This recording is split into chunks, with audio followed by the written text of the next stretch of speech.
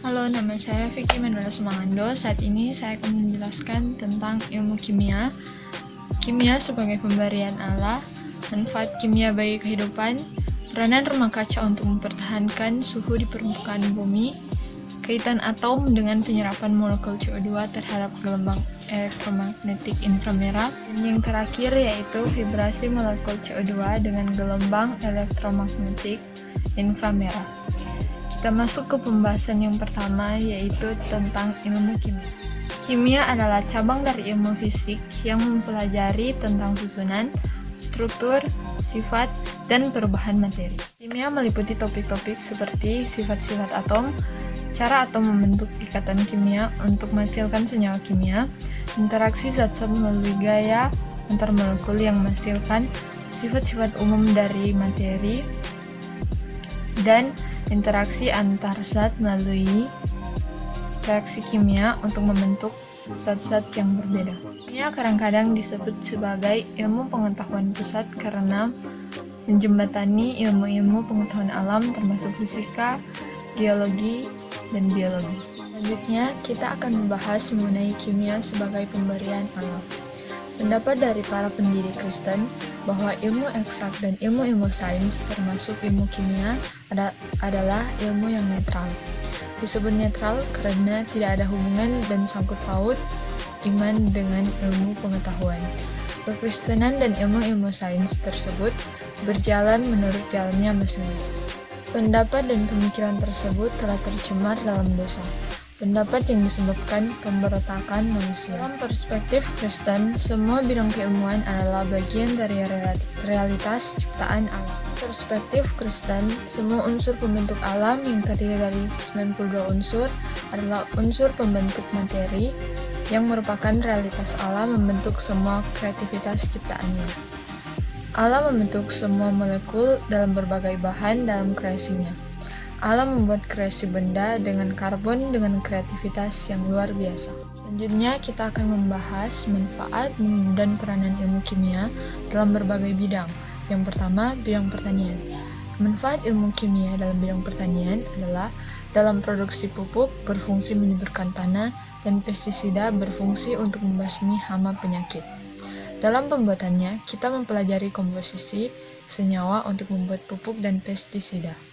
Dalam proses pembuatan, tentu diperlukan ilmu biologi.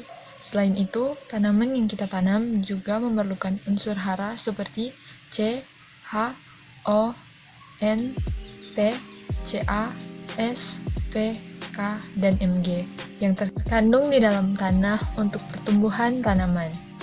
Yang kedua, dalam bidang kimia.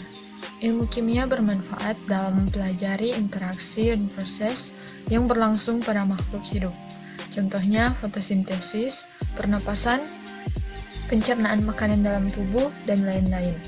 Untuk mempelajari seluruh interaksi dan proses yang berlangsung tersebut, kita juga memerlukan ilmu kimia mengenai struktur dan sifat senyawa, contohnya karbohidrat, lemak, protein, vitamin, dan lain-lainnya, yaitu bidang biologi. Jika kita ingin menentukan komposisi suatu bebatuan atau mineral untuk mengambil keuntungan demi keberlangsungan hidup, selain itu dapat digunakan untuk menentukan jenis bebatuan atau material sehingga kita memerlukan ilmu kimia. Dalam menemukan lokasi yang strategis untuk pertambangan juga menerapkan ilmu kimia dengan cara meneliti tanah yang berada di sekitarnya untuk mengetahui kandungan tanah. Terakhir yaitu di bidang farmasi. Ilmu kimia diperlukan dalam membuat atau meracik obat-obatan. Obat-obatan tersebut dijual setelah melalui pengkajian dari proses dan reaksi bahan-bahan kimia. Kita akan membahas tentang peranan gas rumah kaca untuk menstabilkan suhu di bumi. Dikutip dari situs Nasional Aeronautic dan Space Administration atau NASA, atmosfer terdiri dari sekitar 78% nitrogen, 21% oksigen, dan 1% gas lainnya. Sebagian gas-gas dalam 1% itu termasuk gas rumah kaca. Gas rumah kaca yakni uap air, karbon dioksida, metana, ozon, dinitrogen oksida, dan klorofluorokarbon. Berkat gas rumah kaca, manusia, hewan, dan tumbuhan bisa hidup. gas rumah kaca dibutuhkan untuk menunjang kehidupan di bumi. Namun, terlalu banyak gas rumah kaca juga tentunya tidak baik, sebab bumi bisa terlalu panas atau yang kini kita sebut dengan pemanasan global. Sistem kerja gas rumah kaca, matahari menyinari dan memberi panas ke bumi. Sebagian panas itu diserap dan dipantulkan kembali dalam bentuk radiasi inframerah oleh awan dan permukaan bumi. Jika sinar memantul, gas rumah kaca menjaga agar panas dari sinar itu tidak meninggalkan atmosfer. Jadi, panas terperangkap di bumi. Inilah yang dimaksud dengan efek gas rumah kaca. Cara kerja ini sama seperti rumah kaca yang biasa digunakan untuk bercocok tanam. Di musim dingin, gas rumah kaca tetap hangat karena menangkap dan menahan panas dari matahari. Kita akan membahas mengenai vibrasi pokok molekul CO2. Pada molekul CO2, vibrasi stretching simetri tidak menunjukkan signal pada daerah inframerah karena perubahan momen dui kutubnya sama dengan 0. Dua vibrasi bending yang mungkin mempunyai bilangan gelombang yang sama. Frekuensi stretching dapat dihitung dengan menggunakan rumus Hooke. Dalam hal ini, dua buah atom beserta ikatan kimianya diperlukan sebagai suatu isolator harmonik sederhana yang terdiri dari dua massa yang dihubungkan dengan per atau spring. Selanjutnya, kita akan membahas tentang kaitan atom dengan penyerapan molekul CO2 terhadap gelombang elektromagnetik inframerah.